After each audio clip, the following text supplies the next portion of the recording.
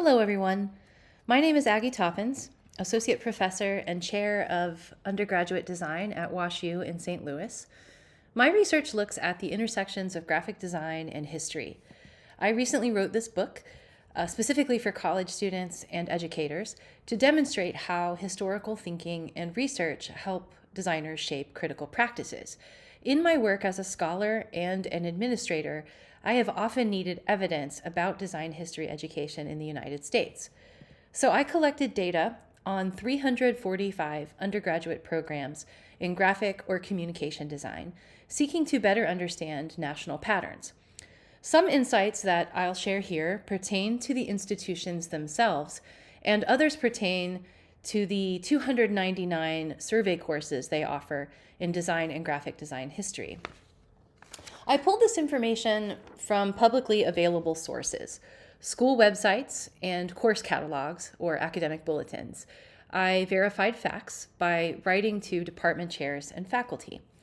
The data includes information on program type, NASAD accreditation, course titles and descriptions, and, when possible, faculty expertise, meaning whether they are historians or designers, since at some schools, faculty with MFAs are not permitted to teach history courses.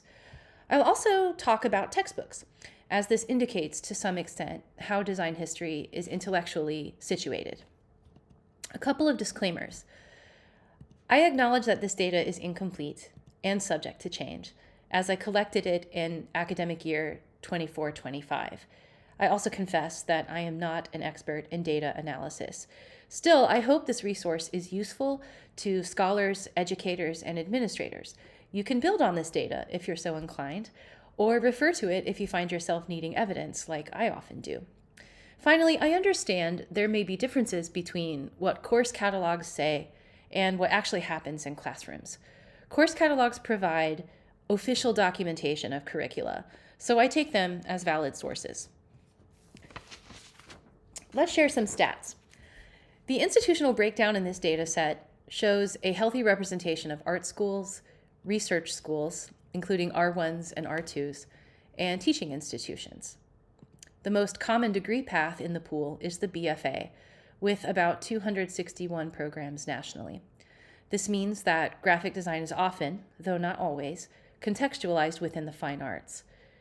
69% of the schools are accredited by the National Association of Schools of Art and Design, or NASAD, which stipulates that 10% of undergraduate art and design curricula must be dedicated to the study of art and design history and theory.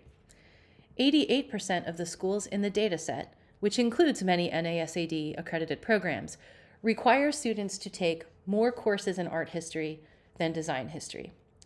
Keep in mind that at some of these schools, design enrollments are higher than fine art enrollments. 189 schools, that's 55% of the data set, offer only one design history course. And of those, 78%, 147, are graphic design history surveys. The other 22% are design history surveys inclusive of multiple disciplines. 75 schools, about 22%, offer 2 or more design history courses. And 81 schools, that's 23%, offer no design history courses at all. Just because a course is listed in the bulletin doesn't mean that it's offered regularly or that it's required. Regarding faculty expertise, I have no information on 36% of the courses listed in my data set, but for the remainder, 38% are taught by designers, 17% are taught by historians, and then there are the either and both schools, where 5% are taught by either a designer or a historian, 4% of these courses are taught by someone who is both a designer and a historian, meaning they have training in both, and less than 1% of these courses are team taught by a historian and a designer. I need more complete and accurate data here, but so far the trend shows that it is common for designers to teach design history in U.S. schools. Now I'll focus my analysis on graphic design history surveys. There are 215 offered at 208 schools.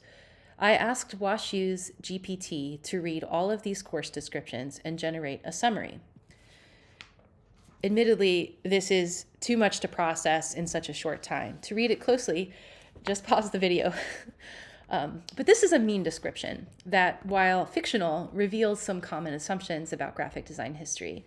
We see there is an expectation of comprehensiveness, a sort of one history to rule them all approach. There's a relationship to fine arts. Indeed, most graphic design history surveys use art historical methodologies. But technology and social history are also listed. This may be a lot to do in one semester. There's also space for influential designers, an assumption that I tenaciously interrogate in my book. And my book also questions this, the application of historical concepts to current practice. Many historians argue that history's value lies not in neatly packaged lessons, but in understanding the complex circumstances that created current conditions. History is contestable. It should make us argue about the past, not emulate it. I also asked the GPT to determine the 15 most common keywords used in these course descriptions, exempting some obvious ones. Like the fictional description on the previous slide, these reflect art historical framings. Notably, the word critical is not on this list, but it does show up 29 times in the course descriptions, although they evoke different meanings when they are used. The words labor, race, racism, and colonialism do not show up in any of the course descriptions. The words gender, class, meaning socioeconomic class, and BIPOC come up once each in 2 different courses at 2 different schools. I'm not suggesting that faculty are ignoring inclusive political or social perspectives in graphic design history, but in these course descriptions, words associated with what we might call the social turn in design history don't appear as often or as explicitly. Now, some thoughts on textbooks. The data here is incomplete because I do not have information for 35.6 of the schools. I can only report on 160 courses in design history and graphic design history. Here are the trends. 2 strategies seem to be tied for first place. Almost 37% of the reporting courses use no textbook. Faculty may use multiple shorter readings, for example. And the same number, 37%, use the 6th edition of Meg's History of Graphic Design. 10% use the 3rd edition of Eskilsson's Graphic Design, A New History. And the other book named with consistency is Joanna Drucker and Emily McVarish's Graphic Design History, A Critical Guide, presumably the 2nd edition, which comes in at just under 7%. The rest are categorized as other, as there are many different titles used in many different schools. To conclude, here is the QR code that will take you to the Google Doc, or rather, it's a Google Sheet. This is a work in progress, and I welcome the opportunity to make the data more accurate and complete. Please feel free to reach out to me with corrections and updates, and I hope that this data set is useful for you. Thank you.